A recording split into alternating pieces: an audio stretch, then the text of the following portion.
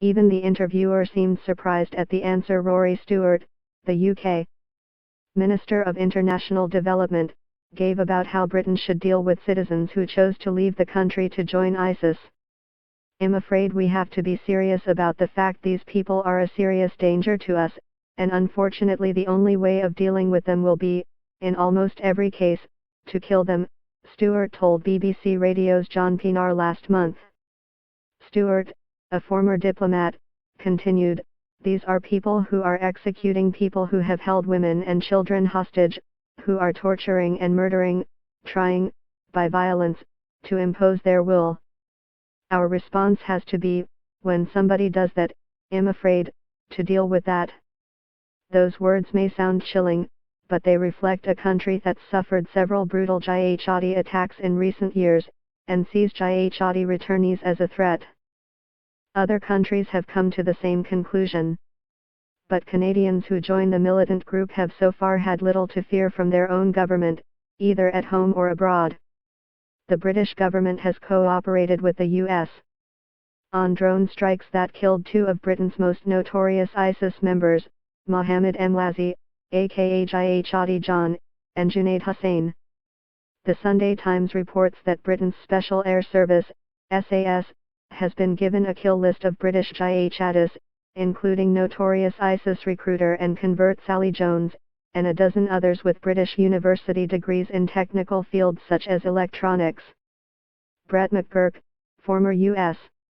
President Barack Obama's special envoy for the fight against ISIS, who retains his post under Donald Trump, stated it explicitly on a recent visit to Syria.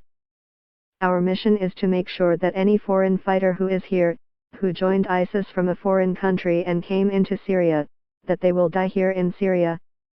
They're not just talking about it," said Christian Leuprecht, an expert on terrorism and security at Royal Military College in Kingston, ONT. Australia is another country that's taken the same approach, that they would prefer that those individuals have been identified as foreign fighters not return home. France, too, is working to eradicate its jihadis overseas. A Wall Street Journal investigation published in May quoted French and Iraqi officials describing French special forces cooperating with Iraqi units to hunt down and kill French jihadis. But Canada is taking a different approach. Canada does not engage in death squads, Public Safety Minister Ralph Goodale told CBC's Power and Politics on Friday. With the battlefield activity winding down, there is a very real question about where the foreign fighters go, and all of our allies, whether they're in the Five Eyes or the G7, we've all agreed to collaborate very carefully. Goodale said anyone who poses a terrorist risk, homegrown or from elsewhere, is viewed with the greatest of seriousness by Canada's intelligence, security and police agencies. Spokesman Dan Bryan suggested the government's focus is on changing minds. Returning foreign terrorist travelers and their families, specifically women and children, require the appropriate disengagement and reintegration support, he wrote in an email to CBC News. Defense Minister Harjit Sajjan said his department's job is ensuring foreign fighters don't become a threat.